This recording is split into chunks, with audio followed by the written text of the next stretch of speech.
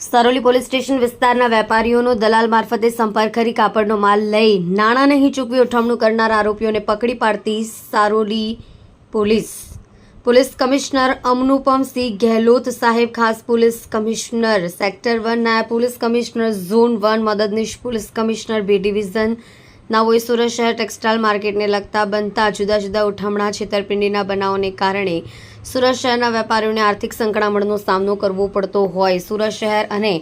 અન્ય રાજ્યમાંથી સુરત શહેરના વેપારીઓ સાથે થતી વ્યાપારિક છેતરપિંડી અંગે ત્વરિત અંગત રસ લઈ આવી પ્રવૃત્તિ સાથે સંકળાયેલા ઇસમોને પકડી પાડવા સારું પોલીસ કમિશનર સૂચના આપી હોય, જે અન્વયે સારોલી પોલીસ સ્ટેશનના પોલીસ ઇન્સ્પેક્ટર SR વેકરિયા નાઓએ આવા બનાવો અંગે તુરંત કાર્યવાહી કરવા આપેલ માર્ગદર્શન હેઠળ સારોલી પોલીસ સ્ટેશનમાં નોંધાયેલ કલમ 316(5), 318(4), 54 મુજબના ગુનાના આરોપીઓને પકડી પાડવા સારું પોલીસ સબ ઇન્સ્પેક્ટર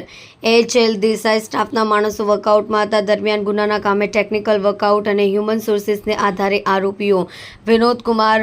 બાબુલાલજી જૈન, કનક ક્રિએશનના માલિક મહાવીર સંતલાલ મહેતા, અરિહંત સિલ્કના માલિક